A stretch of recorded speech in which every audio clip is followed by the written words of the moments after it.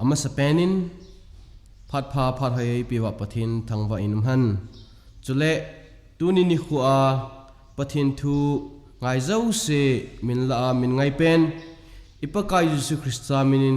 nabon che Kevin salam kahin boloven hi tuni ni khuwa hin pathin thu chomcha kheulim na nayo hitin hichine ding a hin pathin thu ngun khat hin sim da ingkate luksut ki pana thu pha bungli chang somni la segi luksut ki pana thu pha bung somlali chang somni la segi lungmon kada ha pi na hi ve kalungmon ka pi na hi ve ka pi hi vanoi mi ho pi bang a hi poi nalungu dom sa hi un ki jong ki cha hi un pathinin athu isim do te ho pathei bo piu han lang pathin henga tawna nei hun tawna hin nei nge taw hite pakai nang man lungmon nei pi u hi ka chan theina dingovin kalunguwa na thu ka gelo a hi in chule ka kamuwa na thu ka se ho hi nang ma mit mun san the hi sa te tejin amen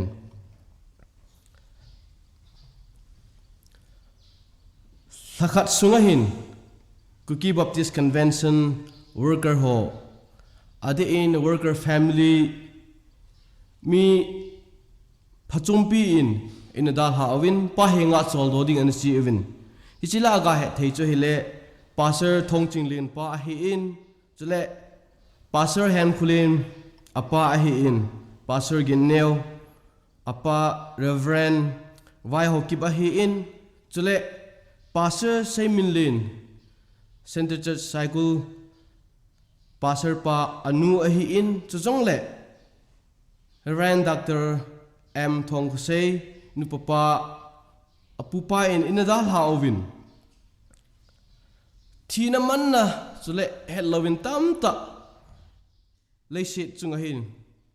igam sunguwa anagito in ahi hichi ho ito jing laiwa ilunguwa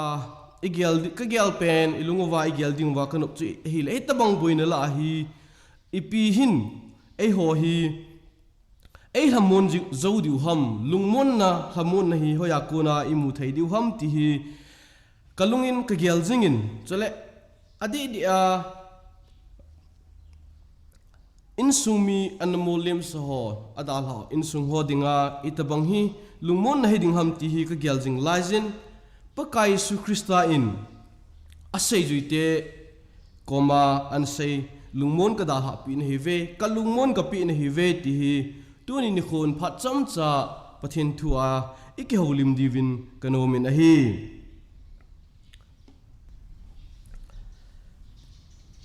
ai pa wahin abang le lungmon na agitiin abang le chamna agitiin tuni ni khua hi hi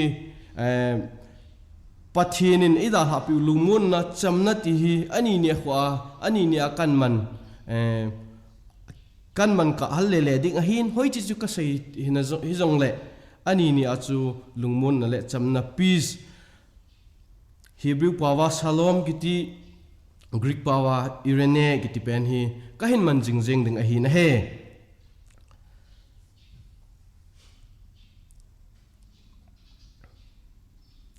Hilai Bible chang hi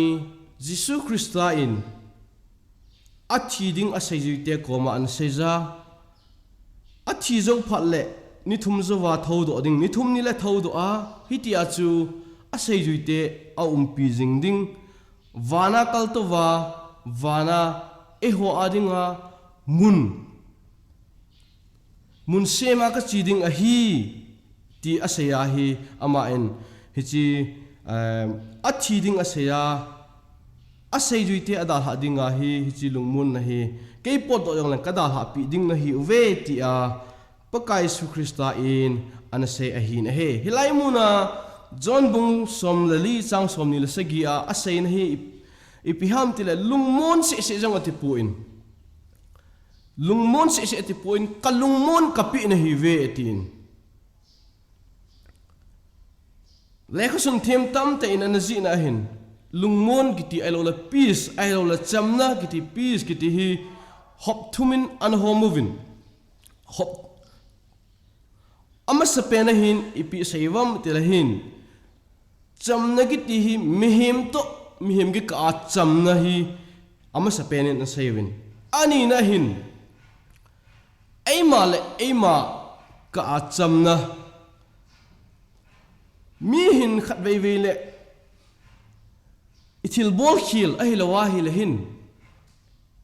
to khil hin nei phat le hin eima jong hi ngai dam ha sa ki sa ji in hi chu kana bol lo hi tele o hi chu kana bol lo hi tele o ti hin ana gi sei ji in ai lo le hin hi ta banga ama ki ngai dam thilo hin ipi bolam til ama hin khu chan ge jong ana kila jivin ama jong ana ki that jivin a hi chi chu eima ki ngai dam na jong hi apoi mo the jeng na hi athum na chun pathin to ki chamna ti hi a hi in hilai chamna lungmon na atina hin pakai su kristan kalungmon ka pi na hi ve ati a hin hilai za thum mihem gi ka chamna hi in chule eima gi ka chamna hi in chule pathin to eima gi ka lungmon na chamna hi pakai su krista e ho pi u chu an hin a he hi zi hin tunin ni kho hin pakai su krista hi a hin khu ivena la hin hung pi na pa da chamna leng pa tin a ke he in isaya thim gaw in chamna leng pa an ti in zong le hi di chun a hin khu a hin mi hon dan thu them ho in a hi lo wa a he ting jong la hin ama hin lungmon na hi chamna anei ji hin le thu na jong na nei pu in chu jong le pilat anga a hi lo wa a he na wa jong chun imacha don bu na nei pu in chu na pa na min a chil sit khumin chu jong le a bengin cross chunga an khai sangovin hi jong le pakai su krista in chamna lungmon na anei ji hin hi chan ge hin pakai su krista in i macha sei pu lovin an tho in a hin a he pakai su krista in idal ha pi u hi chi lungmon na hi thi chan ge ya lungmon na chu an hin a he hi je hin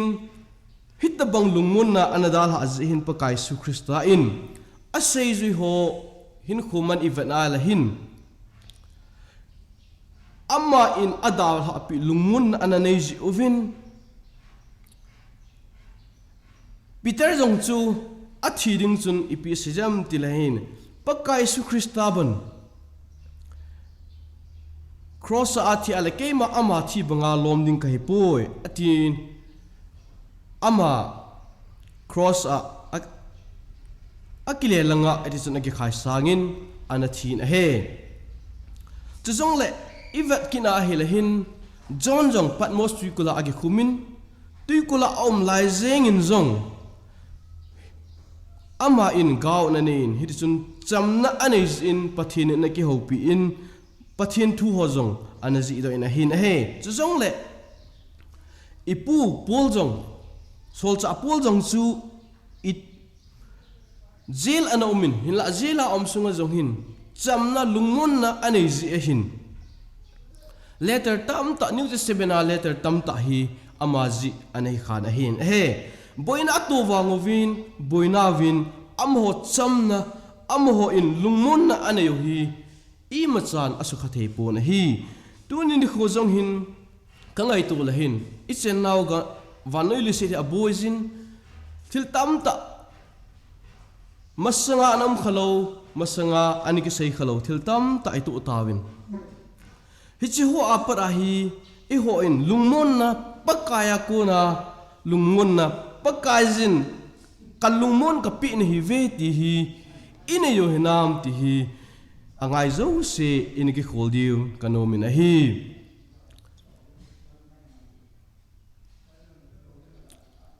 pathin thu sei min thang ta Billy Graham athi ding jong chun